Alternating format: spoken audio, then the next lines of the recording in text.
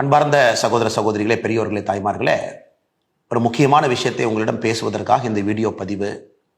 கடந்த ஒரு 10 நாட்களாக பல அதிர்ச்சியான சம்பவத்தை தமிழகத்திலே பார்த்து கொண்டிருக்கின்றோம். குறிப்பாக திராவிட முன்னேற்ற கழகம் ஆட்சிக்கு வந்த பிறகு ட்ரக்ஸ், கஞ்சா, சிந்தட்டிக் ட்ரக் இது அனைத்துமே பொதுவெளியில சர்வசாதாரணமாக எல்லா இடத்திலும் கூட கிடைக்க ஆரம்பித்திருக்கிறது. இது எல்லோருமே நம்முடைய எண்மண் எண்மக்கள் யாத்திரை பயணத்தின்படி நிறைய தாய்மார்கள் இதை சொன்னாங்க. பட்டி தொட்டி எல்லாம் கிராமம் வரைக்கும் ட்ரக்ஸ் வந்துருச்சு, இதை பெரும் முயற்சி எடுத்து கட்டுக்குள் கொண்டு வர வேண்டும் என்று. திமுக அரசு குறிப்பாக இந்த 33 மாத காலத்தில் வரலாறு காணாத அளவுக்கு தமிழகத்தில் ட்ரக்ஸ் புழக்கம் அதிகமாக இருக்கிறது.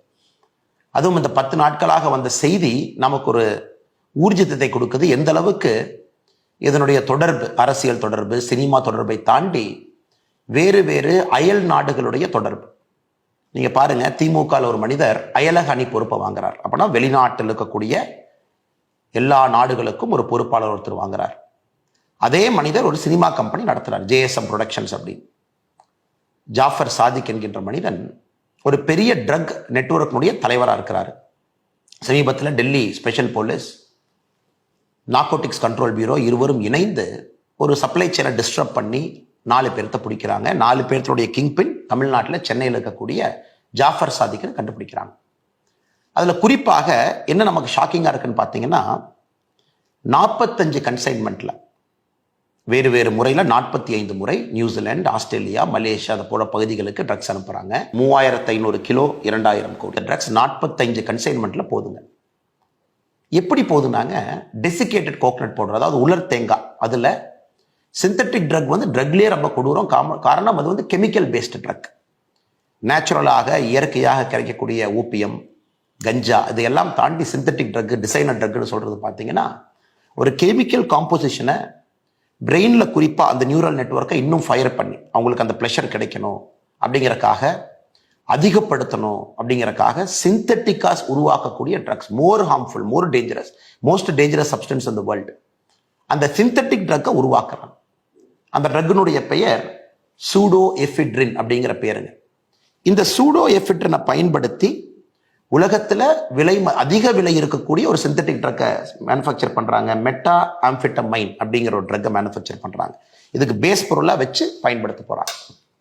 ஸோ இது டெல்லி போலீஸ் பிடிச்சதுக்கு அப்புறம் இது எவ்வளவு பெரிய அதிர்ச்சியை உருவாயிருக்குனாங்க. இந்தியாவில் இது போன்ற ஒரு நெட்வொர்க்கு, தமிழ்நாட்டை சார்ந்தவங்க, அதுவும் திமுகவினுடைய அயலக அணியில் இருக்கிறவர், குறிப்பாக சினிமா துறைக்குள்ள இருக்கிறாங்க.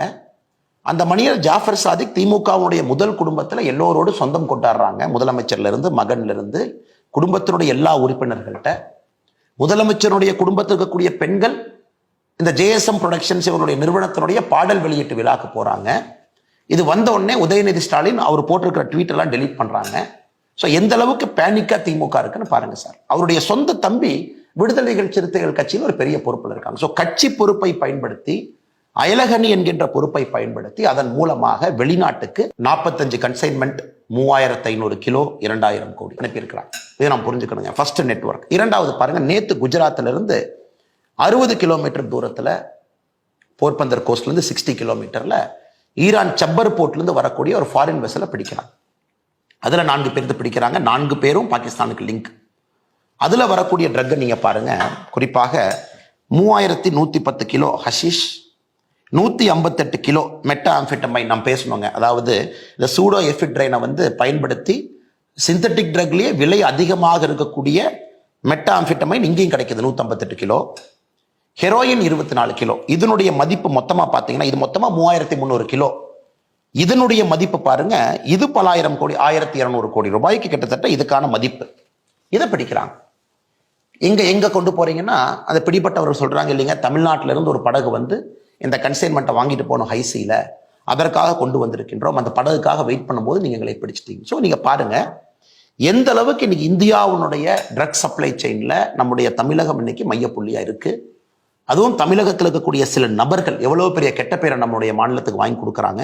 அதையெல்லாம் தாண்டி நம்முடைய குழந்தைகளை, நம்முடைய சகோதர சகோதரிகளை இது போன்ற ட்ரக்ஸுக்கு அடிமையாக்கி கொண்டிருக்கின்றார். இதை நாம் உணர்ந்து கொள்ள வேண்டும்.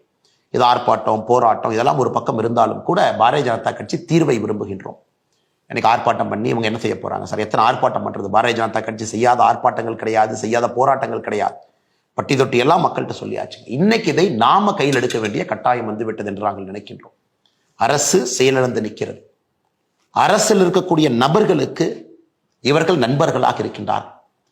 இந்த ஜாஃபர் சாதிக்குங்கிற டிஜிபி கையில போய் ஒரு அவார்டு வாங்கிட்டு வர்றார். எப்படி போலீஸ் பிடிப்பாங்க? டிஜிபி கையில போய் பதக்கம் வாங்குற போட்டோ, எந்த போலீஸ்காரர் எந்த இன்ஸ்பெக்டர் சப் இன்ஸ்பெக்டர் வீட்டுக்கு போய் சார் நீங்க வாங்க.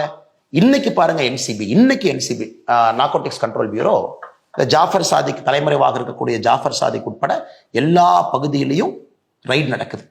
அதுல நுங்கம்பாக்கத்துல ஒரு இடத்துல ரைடு பண்றாங்க. ஒரு கொரியர் கம்பெனி, இந்த கொரியர் கம்பெனி தான் ட்ரக் சப்ளைக்கு பயன்படுத்துறாங்க தமிழ்நாட்டில இருந்து. அந்த கொரியர் கம்பெனி யாருக்குன்னா திமுக சிற்றரசங்கர் ஒரு நபருக்கு சொந்தம், சஹாரா எக்ஸ்பிரஸ். இன்னைக்கு ஒரு தனியார் தொலைக்காட்சி நிறுவனம் அதை கவர் பண்ண போறாங்க. அந்த நிறுவனத்தினுடைய ஜேர்னலிஸ்ட் அடிச்சு ஒரு ஹாஸ்பிட்டல் அட்மிட் ஆயிருக்காரு. இப்ப நடந்திருக்குது. ஸோ இதெல்லாம் ஒட்டுமொத்தமாக பார்க்கும் பொழுது மிக தெளிவாக தெரிகிறது, அரசு இதை கட்டுப்படுத்தக்கூடிய நிலைமையில் அரசு இல்லை. இது அரசனுடைய கையை தாண்டி இது நிற்குது.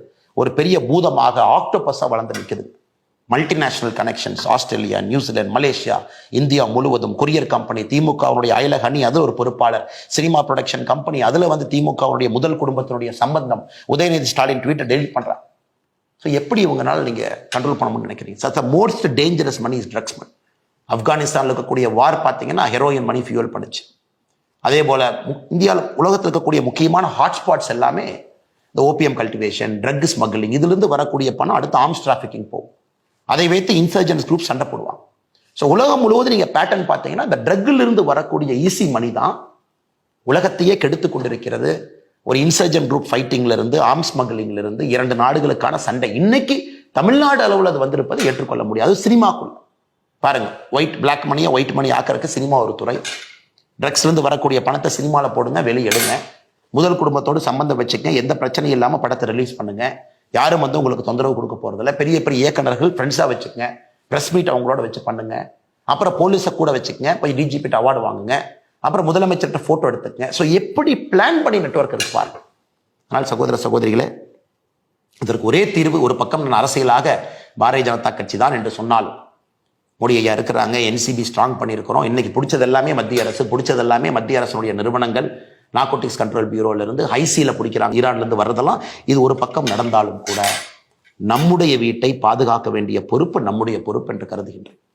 என்னுடைய அன்பான வேண்டுகோள், அரசியல் ரீதியாக பாரதிய ஜனதா கட்சியை முன்னெடுத்துக் கொண்டிருக்கின்றோம். ஆனால் ஒரு தனி மனிதனாக நீங்கள் முன்னெடுக்க வேண்டும் என்பதற்காகத்தான் இந்த அவசர பதிவு. ஏன்னா எல்லா பக்கமே ஊடுருவி இருக்குது சார். டெய்லி பேப்பரை படிச்சா ஒரு முன்னாள் காவல்துறை அதிகாரி என்கின்ற காரணத்தினால் என்னால் கனெக்ட் பண்ண முடியுது சார். இது எங்கெங்க போகுது, எப்படி இதை பிளான் பண்ணியிருக்காங்க, செட்டப் என்ன, இன்னும் எவ்வளவு ஆழமாக இது இருக்கும், சப்ளை செயின் எப்படி இருக்கும், லாஜிஸ்டிக்ஸ் எப்படி இருக்கும், குருவிகள் என்று சொல்லக்கூடிய கொரியர்ஸ் எப்படி இருப்பாங்க, டெசிகேட்டட் கோகனட் பவுடருக்குள்ள வச்சு கடத்துறாங்க. ஆனால் சகோதர சகோதரிகளே, நாம் எல்லோரும் இணைந்து களத்தில் இறங்க வேண்டிய நேரம் இது. தமிழ்நாட்டில் ட்ரக்ஸை ஒழிப்பதற்கு காலேஜில் இருந்து ஆரம்பிக்கணும் சார். ஒரு காலேஜில் கூட பேரண்ட்ஸ் நீங்கள் இருக்கீங்க, ரோட்டரி கிளப், லைன்ஸ் கிளப் எல்லாம் பேச ஆரம்பிங்க. ஸ்டூடெண்ட்ஸை வந்து நார்கோட்டிக்ஸ் கண்ட்ரோல் பியூரோ என்சிபி வெப்சைட்டுக்கு போனீங்கன்னா ஓத் அகேன்ஸ்ட் ட்ரக்ஸ் இருக்கும். குழந்தைங்களை சத்திய பிரமாணம் எடுக்க சொல்லுங்கள். ட்ரக்ஸுக்கு எதிராக நாங்கள் இருப்போம். காலேஜில் எங்கே பார்த்தாலும் நாங்கள் கம்ப்ளைண்ட் பண்ணுவோம். அதற்கு காலேஜுக்குள்ள ஒரு தனி சென்டர் இருக்கணும், ஒரு ஆள் இருக்கணும். காலேஜுக்குள்ள காவல்துறையினுடைய டோல் ஃப்ரீ நம்பர் ரெஜிஸ்டர் பண்ணியிருக்கணும். அதை காலேஜில் இருக்கக்கூடிய குழந்தைகள் அவர்களாக முன்னாடி வந்து சொல்லணும். அதற்கான கான்ஃபிடன்ஸ் அந்த குழந்தைகளுக்கு நம்ம கொடுக்கணும். அதுக்கு கம்ப்ளைண்ட் பாக்ஸாக இருக்கலாம், அனானிமஸாக கம்ப்ளைண்ட் உள்ள ட்ராப் பண்ணலாம். காலேஜுக்கு பக்கத்தில் இருக்கக்கூடிய பெட்டி கடைகள், காலேஜ்லேருந்து 1 கிலோமீட்டர் 5 கிலோமீட்டருக்குள்ள இருக்கக்கூடிய முக்கியமான பெட்டி கடைகள், அங்கே தான் அதிகமாக அது பார்த்தீங்கன்னா வெளியே வரும், சைடில் போகும், சின்ன சின்ன கடைகள் இருக்கும். அதை காவல்துறை கண்காணிப்பார்கள் என்று நம்புகின்றோம். ஆனால் மாநில அரசு செயலிழந்து நிற்குது. அதையெல்லாம் வாட்ச் பண்ணணும். காலேஜுக்குள்ள யாராவது ஒரு குழந்தைகள் 4 ஆண்டு 5 ஆண்டு அதிகமாக படிக்கிறாங்க. ஒரு குழந்தை பார்த்தீங்கன்னா, நான் இதற்கு முன்பு காவல்துறை அதிகாரியாக இருக்கும்பொழுது ஒரு தனியார் கல்லூரியில் பார்த்தேன். 7 வருஷம் 8 வருஷம் 9 வருஷம் ஏன் அதிகமாக படிக்கிறாங்கன்னு பார்த்தீங்கன்னா, காலேஜுக்குள்ள அந்த குழந்தைகள் ட்ரக்ஸ் செல்லராக இருக்கிறாங்க. நிறைய நடவடிக்கை எடுக்க வேண்டி இருந்ததுங்க என்னுடைய பழைய பரிமாணம் காவல்துறை அதிகாரியாக. ஸோ காலேஜுக்குள்ள ஒருத்தவங்க ரொம்ப நாள் இருக்காங்க, ரொம்ப எக்ஸ்டெண்டடாக படிக்கிறாங்க, அரியர் நிறையா வச்சிருக்காங்க, இருந்தும் 3-4 வருஷம் அவங்கள கண்காணிக்கணும். காலேஜுக்குள்ள வரக்கூடிய சப்ளை செயின்ஸ், உள்ள வரக்கூடிய கேன்டீனுக்கு வரக்கூடியவர்கள் யார், என்ன, காலேஜுக்கு வெளியே யார் நிற்கிறாங்க. ஸோ காலேஜே இப்போ ஸ்பெஷல் ஸ்குவாட் போடணும். அடுத்து ரோட்டரி, லைன்ஸ், இது போன்ற இன்டர்நேஷனல் அமைப்புகள் நீங்கள் ட்ரக் அவேர்னஸை ஒரு இஷ்யூவாக கையில் எடுக்கணும். அதை தாண்டி நம்முடைய பெற்றோர்கள், பொதுமக்கள் எல்லாம் பேரண்ட் டீச்சர் அசோசியேஷன் மீட்டிங்கில், காலேஜில் இதை பற்றி நம்ம பேசணும்.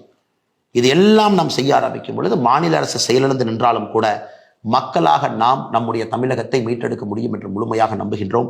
தொடர்ந்து இது போன்ற செய்தி உங்கள்கிட்ட சொல்றேன். ஏன்னா மீடியாவில் இந்த அளவுக்கு வரலைங்க சார். இதனுடைய ரிப்பர்கஷன் என்ன, பரிமாணம் என்ன, எப்படி மூவி ப்ரொடக்ஷன் ஒரு பக்கம், எப்படி அயலகணி ஒரு பக்கம், எப்படி அயல்நாட்டுக்கு கடத்துறாங்க, எந்த நெட்வொர்க் இருக்கு. நேத்து பார்த்தீங்கன்னா போர்பந்தர் பக்கத்துல சீசா இருக்கக்கூடிய கிட்டத்தட்ட 3300 கிலோ 1200 கோடி ரூபாய் ஹெரோயின்ல இருந்து பார்த்தீங்கன்னா மெட்டாஃபெட்டமைன்ல இருந்து எல்லாம் இருக்கு. இப்போ சிந்தட்டிக் ட்ரக்ஸ் போயிடுச்சு சார். கஞ்சா அதெல்லாம் தாண்டி ஏதோ சின்ன சின்ன சரஸ் அந்த மாதிரி இருந்தது, அதை தாண்டி இன்னைக்கு சிந்தட்டிக் ட்ரக்ஸ்குள்ள போயாச்சு.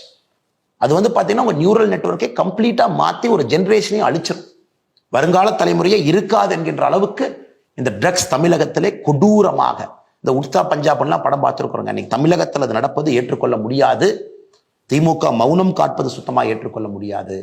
நார்கோட்டிக்ஸ் கண்ட்ரோல் பியூரோ அதிகாரிகள் தமிழகம் முழுவதும் சோதனை ஏற்றுக்கிட்டு இருக்கிறாங்க. பத்திரிகையாளர்களை திமுக அடிப்பதும் ஏற்றுக்கொள்ள முடியாது. அதனால் நாம் நம்முடைய தமிழகத்தை மீட்டெடுப்போம். வருகின்ற காலத்துல பாரதிய ஜனதா கட்சி முழுமையாக உங்களோட தமிழகம் முழுவதும் நாங்களும் களம் இறங்குகின்றோம். எங்களால் முடிந்த பணியை நாங்கள் செய்யறோம். அரசியல் அதிகாரம் இல்லாம பட்டி தொட்டி எல்லாம் அவேர்னஸ் உருவாக்குறோம். இந்த பிரச்சனைக்கு இன்னைக்கு தீர்வு என்னன்னாங்க ஐயா, நாம் அனைவரும் கலந்து ஒரு சொல்யூஷன் கொடுக்கணும். அரசியலாக நாங்கள் இதை எடுத்து செல்கின்றோம், மக்கள் மன்றத்தில் வைக்கின்றோம். அது ஒரு பக்கம். அரசியலை தாண்டி நாம் ஒன்றாக இணைந்து இந்த பிரச்சனைக்கான தீர்வை நாம் கண்டுபிடிக்க வேண்டிய நேரம். காரணம், அரசு செயலிழந்து நிற்கிறது. நிச்சயமாக நீங்கள் அனைவரும் நம்மோடு இணைந்து செய்வீர்கள் என்ற நம்பிக்கையோடு வணக்கம்.